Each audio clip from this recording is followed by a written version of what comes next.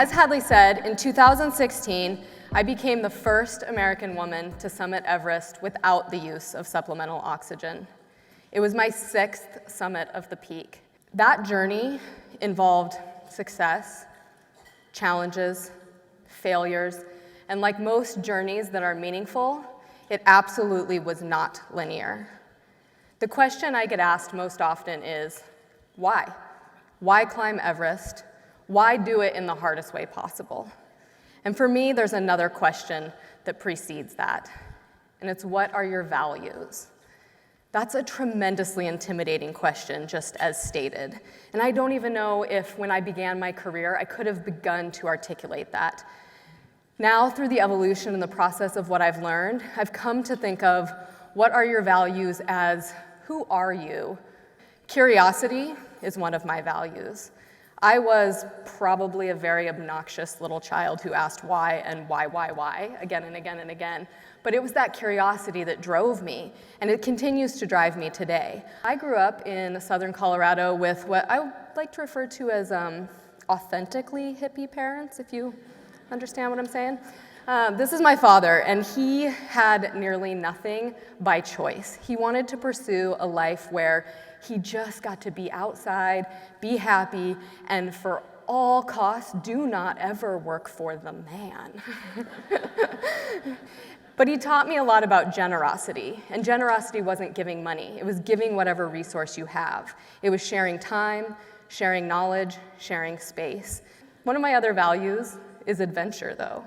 And it took me graduating college with a business degree, working for Procter & Gamble writing copy, managing a health club, and feeling quite content in those roles to realize that fundamentally, adventure is so important to me. And adventure does not mean climbing Everest. Adventure does not mean climbing vertical ice. Adventure means going into something where the outcome is unknown. And when I began working as a guide, I got indoctrinated in the siblinghood of the rope, and this idea that we share our knowledge, we share risk, we share space, and we share confidence in each other. And I quickly realized that that was going to be so instrumental for me to be able to achieve my goals. And my goals at that point were just finding out what I was capable of, that curiosity, and then sharing the knowledge with others, that generosity, and pursuing adventure where the outcome was unknown. Over the next 6 years, I summited Everest 5 times total. Some of those expeditions I was guiding, and some of those expeditions I was pursuing my own personal limits with that question, what is possible for me? Can I climb Everest without the use of supplemental oxygen? I would love to tell you that that question, can I do this in the hardest way possible, was solely a pursuit of my values. But the truth is, it wasn't. It was a pursuit of validation. I wanted to be told, irrefutably, that I belonged there, because I didn't believe it. I wanted to say, this is my place. Look, I took away all of the aids to be here, and I still did this, so I must belong here. And the challenge of pursuing something based on validation is that when you meet challenge, you will probably stop. Because especially challenge like life risks, you will probably stop. You will probably not pursue that.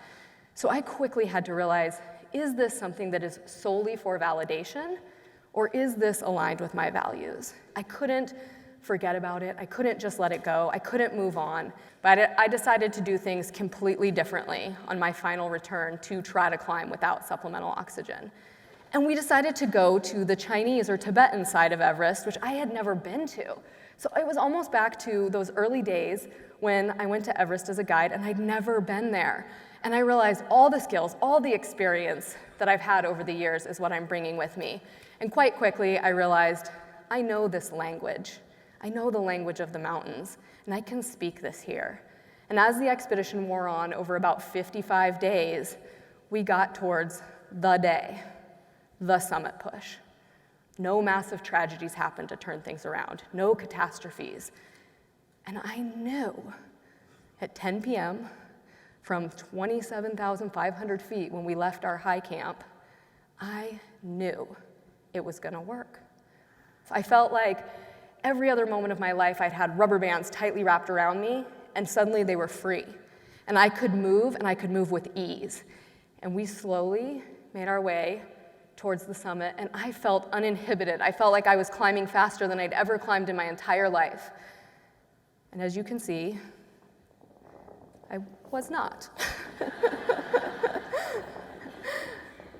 This is it. These are the final steps towards the summit of Everest without supplemental oxygen, something that I had pursued for 9 years. And I did it. I made it. And I will continue to be a mountain guide. I will continue to explore other pursuits for sure. But I will also continue to try to live a life aligned fully with my values. And so I encourage you today, this week, this year, ask yourself, what are my values? And am I living a life aligned with them? Or am I living for validation?